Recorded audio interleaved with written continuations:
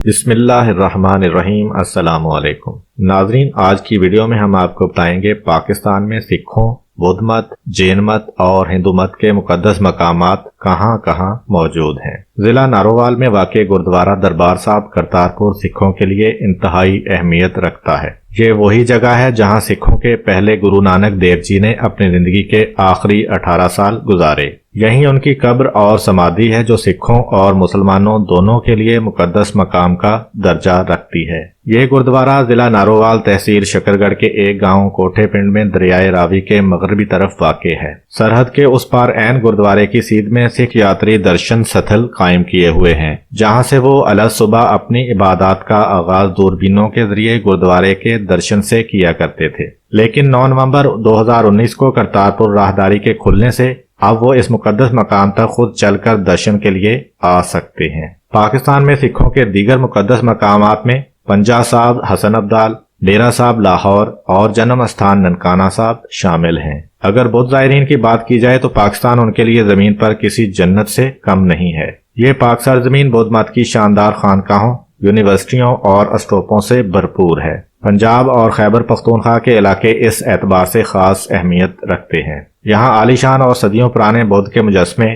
کندہ چٹانیں اور اسٹوپا موجود ہیں۔ تاریخ میں درج ہے کہ گوتم بدھ کی خاک 8 اسٹوپوں میں محفوظ ہوئی تھی، جسے بعد میں اشوک اعظم نے اس وقت کی سلطنت کے تمام بڑے شہروں میں اسٹوپے تعمیر کروا کر ان میں یہ خاک محفوظ کر دی تھی۔ یوں یہ خاک 84,000 اسٹوپوں میں رکھی گئی۔ ایسے کئی اسٹوپے سوات اور ملک کے دیگر علاقوں میں موجود ہیں۔ کہتے ہیں کہ سوات نے بدھ مت کا عروج دیکھا ہے۔ دور ماضی میں دریائے سوات کے کنارے پر سینکڑوں خانقاہیں قائم تھی، جن میں ہزاروں طلبہ علم حاصل کرتے تھے۔ ایک چینی سیاح سنگیو نے لکھا کہ رات کے وقت خانقاہوں میں بجتی گھنٹیوں سے فضا گونج اٹھتی تھی۔ گلگت بلتستان میں بدھ مت 7ویں صدی کے دوران پہنچا۔ یہاں بدھ مذہب کے متعدد آثار ملتے ہیں۔ اس کردو سے تقریباً 3 کلومیٹر دور ہمالیہ پہاڑوں میں منتھل کے مقام پر ایک شاندار چٹان ہے، جس پر گوتم بدھ اور ان کے چیلوں کی تصاویر کندہ ہیں۔ یہ چٹان 9ویں صدی میں کندہ کی گئی تھی۔ اس چٹان پر گوتم بدھ کو اپنے پیروکاروں کے بیچ حالت مراقبہ میں دکھایا گیا ہے۔ اس چٹان کے قریب ہی ایک غار موجود ہے، جہاں بدھ مت کے پیروکار اب بھی نروان کے لیے مراقبہ کرتے ہیں۔ کہتے ہیں کہ پہلی بار 1906 عیسوی میں ایک اسکاٹش سیاح ایلا نے اپنی کتاب میں اس چٹان کے بارے میں ذکر کیا تھا،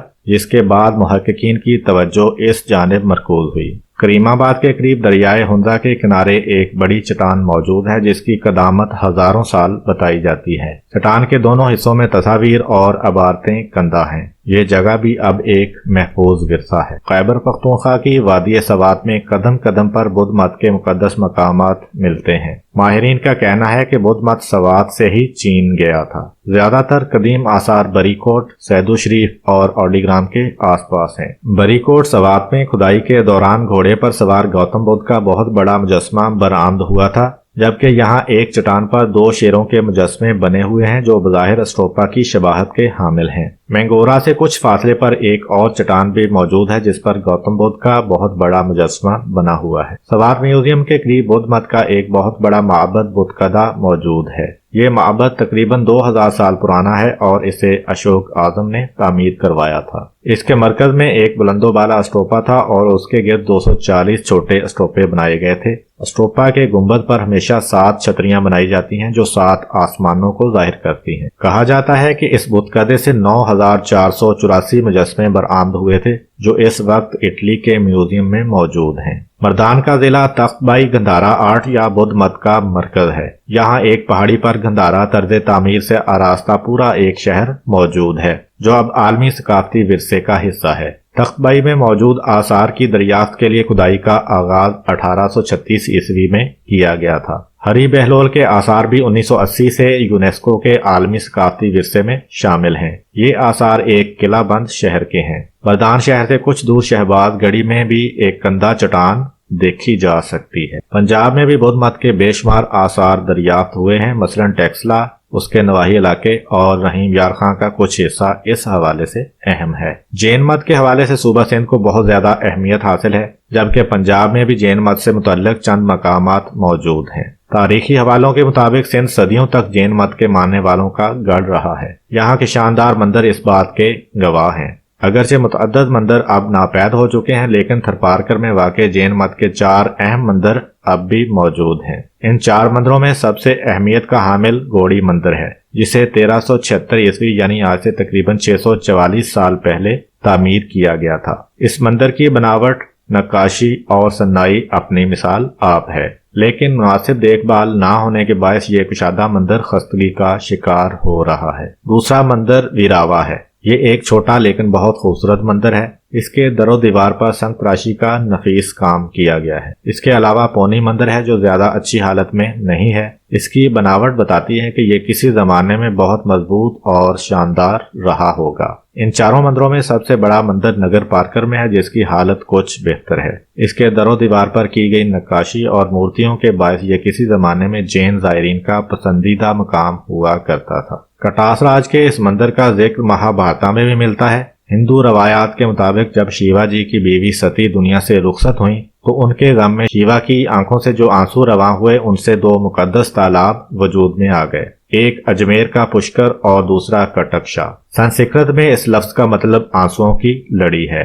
یہی لفظ کثرت استعمال سے کٹاس بن گیا۔